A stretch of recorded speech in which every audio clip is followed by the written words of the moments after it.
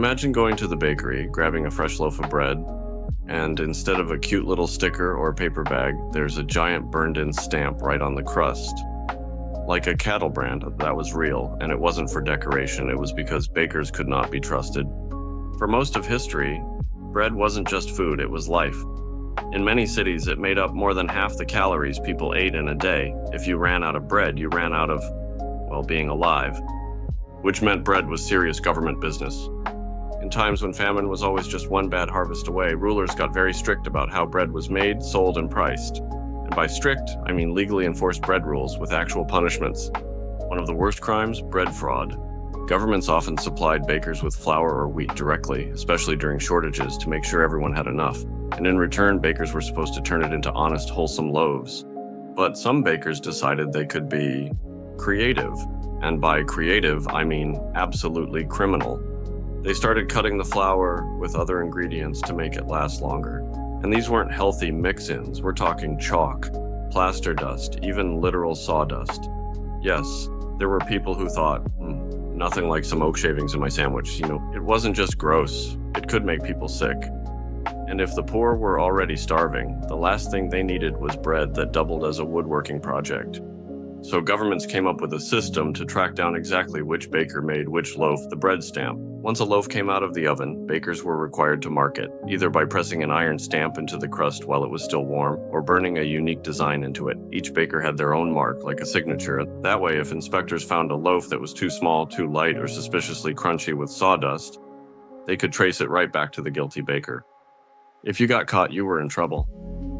Penalties varied depending on where you were, but they could include massive fines, shutting down your bakery, being banned from baking for years, or literally being forced to move to another town. In some places, the ban lasted 3 years before you could even legally touch dough again. 3 years. In an age where baking was often a family trade passed down for generations, that was devastating. And the rules didn't stop at fraud, they also controlled the price of bread. Many cities had what was called the bread assize, a law that said exactly how much a loaf could be sold for. The price was tied to the cost of grain. If grain prices went up, the loaf stayed the same price, but it got smaller, because if the price went up and the poor couldn't buy bread, the poor would riot, and no one wanted that. The Romans understood this better than anyone. Rome was a massive city, over 1 million people at its peak, and keeping that many people fed was a full-time job for the empire. Their solution was bread and circuses. Give people free grain, free water, and free public entertainment, and they'd be too fed and distracted to revolt. State-run bakeries churned out loaves for the masses, and those loaves had to meet strict standards. If a baker tried to cheat the system, they could be whipped, fined, or exiled. This level of bread control didn't stop with Rome. Medieval Europe took it just as seriously. England had the assize of bread and ale, a law from the 1200s that literally listed acceptable bread weights and prices, along with the punishments for cheating. And the punishments? They could get intense. Some bakers in London were caught selling light bread that was underweight for the legal price. The penalty, public humiliation. They were put in the pillory, a kind of medieval stocks, sometimes with their bad bread hung around their neck. Other times, the baker would be dragged through the streets on a cart as people threw the fraudulent bread at them. But maybe the most infamous scandal was the London chalk bread incident. During grain shortages in the 18th century, some bakers started mixing chalk into their flour to make it look whiter and more expensive.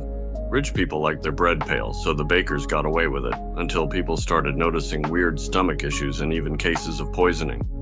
France had its own version of bread policing. During shortages, bread inspectors patrolled markets. They'd grab loaves at random, weigh them, and cut them open to check the crumb. If a loaf failed inspection, the baker could be fined or lose their license. And this wasn't just about health, it was about political stability. Because when bread disappeared, cities exploded. In the 1770s, high bread prices in Paris fueled riots that directly contributed to the French Revolution.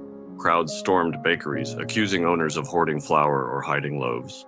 Queen Marie Antoinette's probably fake line, "let them eat cake," wasn't just about cake. It was a reaction to people demanding bread and not getting it. Even Napoleon got in on bread regulation. During his reign, the government standardized bread rations for the army and the public.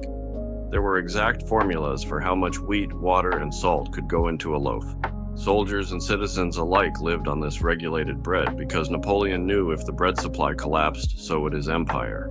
Bread riots didn't just happen in Europe, colonial America saw them too. In 1710, there was a bread riot in New York when bakers raised prices during a shortage.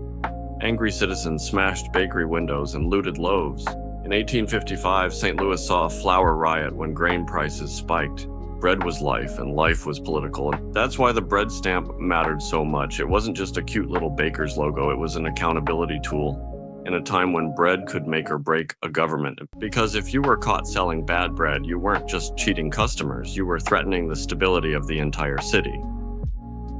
So next time you're at the store looking at loaves wrapped in plastic with perfect nutrition labels, remember there was a time when the government literally branded bread like cattle just to make sure you weren't eating a sandwich full of sawdust.